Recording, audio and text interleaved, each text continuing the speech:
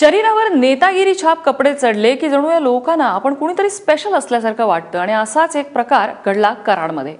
आचारसंहितेचं पालन करणाऱ्या एका महिला पोलिसाला एका भाजपच्या नेत्याच्या अरेरावीची भाषा सहन करावी लागली।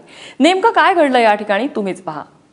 मंत्री कोण मंत्री कोण आहे माहिती यांना गाडी येऊ देऊ नका यांनी मला अरेरावी केली डायरेक्ट आणि ते मला म्हणताय शिवे देतात हे शिवे देतात। तुम्ही बरं का जिल्ह्यामध्ये कोणाला जरी सांगितलं मी अरेरावी केली तरी तुम्हाला कोणी लक्षात तुमच्यावर विश्वास ठेवणार नाही।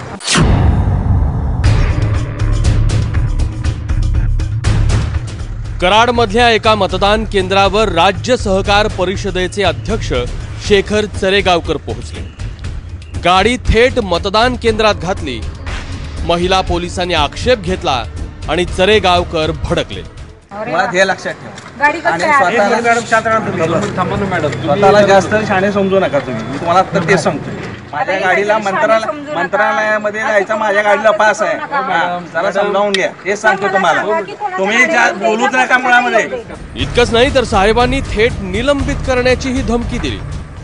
हाकलून द्या मी तर सस्पेंडच करायला लावणार आहे पण बघा मी करतो समजता काय स्वतःला मंत्र्यांबरोबर बोलताना आणि एवढं जर समजत नसेल मंत्री कोण आहेत काय तर कशाला बंदोबस्ताला येतात। हा इन्सिडेंट नंतरचा दाखवला जातोय त्याच्या आधीचा इन्सिडेंट दाखवला जात नाहीये तुमच्याकडे किंवा त्याचं रेकॉर्डिंग नाहीये माझ्याकडे।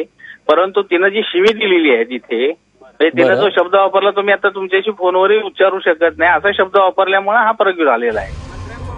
अध्यक्ष महोदयांचा बचाव सोपा आहे कारण त्यांनी दावा केलेले शब्द कुठेही रेकॉर्ड झालेले नाही। पण या निमित्तानं एक प्रश्न मात्र नक्की पडतो ही अशी पदं असलेल्यांना थेट मतदान केंद्राच्या आत आपल्या गाड्या नेण्याची परवानगी असते का? चरेगावकरांनी आचारसंहिता पाळत गाडी बाहेर लावली असती तर काय बिघडलं असतं?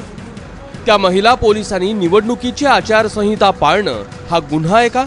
कर्तव्य बजावणाऱ्या पोलिसांना निलंबित करण्याचा अधिकार चरेगावकरांना कुणी दिला? आचारसंहितेचा भंग केल्याप्रकरणी चरेगावकरांवरच कारवाई का होत नाही असे अनेक प्रश्न या निमित्तानं समोर येत आहेत।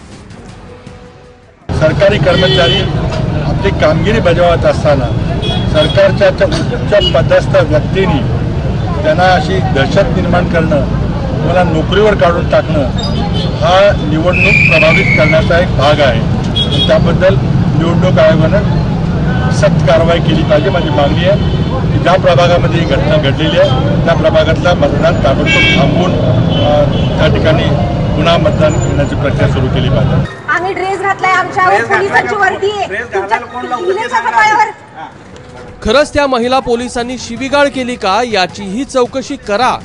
पण त्याआधी निवडणूक आचारसंहितेचा भंग केल्याप्रकरणी चरेगावकरांवरही कारवाई होण्याची गरज आहे आणि तसं न झाल्यास कायदा आणि सुव्यवस्था सांभाळणाऱ्या पोलिसांच्या मनोधैर्याचं हे खच्चीकरण ठरेल।